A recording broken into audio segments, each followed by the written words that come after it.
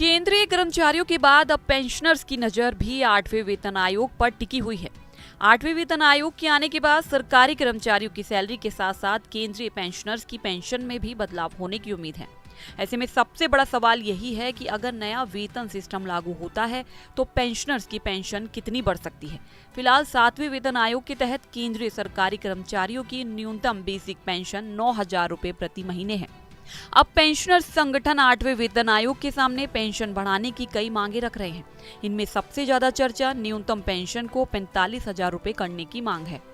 Pensioner संगठन Bharat pensioner समाज यानी बीपीएस ने मांग की है कि 8वें वेतन आयोग के तहत न्यूनतम बेसिक पेंशन को बढ़ाकर 45,000 रुपए प्रति महीना किया जाए। इसके अलावा संगठन ने महंगाई राहत यानी डीआर में भी बदलाव की मांग की है। मांग है कि डीआर को हर 3 महीने में बढ़ाया जाए। साथ ही जब डीआर 25% से ज्यादा हो जाए तो उसे बेसिक पेंशन में जोड़ दिया जाए। लेकिन यहाँ एक जरूरी बात समझना बहुत जरूरी है। 45,000 रुपए की पेंशन अभी सरकार ने तय नहीं की है। ये सिर्फ पेंशनर संगठन की मांग है, इसलिए अभी ये कहना सही नहीं होगा कि हर केंद्रीय पेंशनर को कम से कम 45,000 रुपए पेंशन मिलेगी।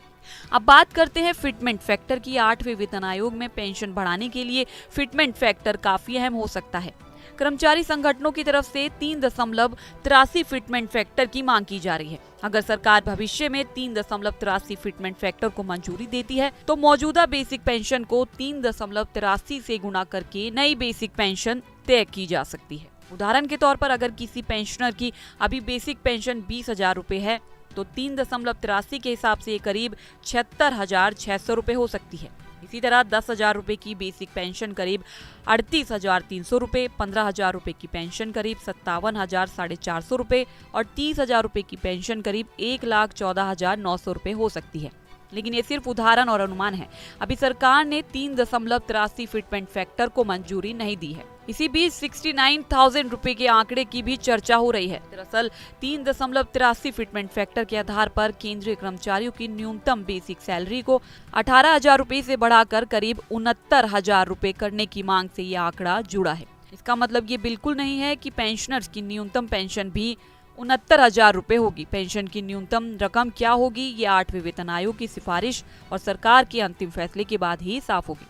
अब सवाल है कि नई पेंशन का पता कब चलेगा। 8वें वेतन आयोग का गठन 3 नवंबर 2025 को किया गया था।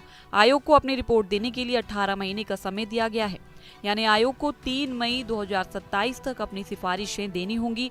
इसके बाद सरकार इन सिफारिशों पर विचार करेगी और अंतिम फैसला लेगी। इसलिए फिलहाल किसी भी पेंशनर की नई पेंशन की पक्की रकम बताना संभव नहीं है। 45,000 रुपए न्यूनतम पेंशन और 3.83 फिटमेंट फैक्टर जैसी मांगे जरूर सामने आई हैं, लेकिन अभी इन पर सरकार की अंतिम मोहर नहीं लगी है। ऐसे में पेंशनर्स को अभी अंतिम फैसले का इंतजार करना होगा। नई पेंशन कितनी बढ़ेगी इसका सही जवाब 8वें वेतन आयोग की सिफारिश और सरकार के फैसले के बाद ही मिलेगा।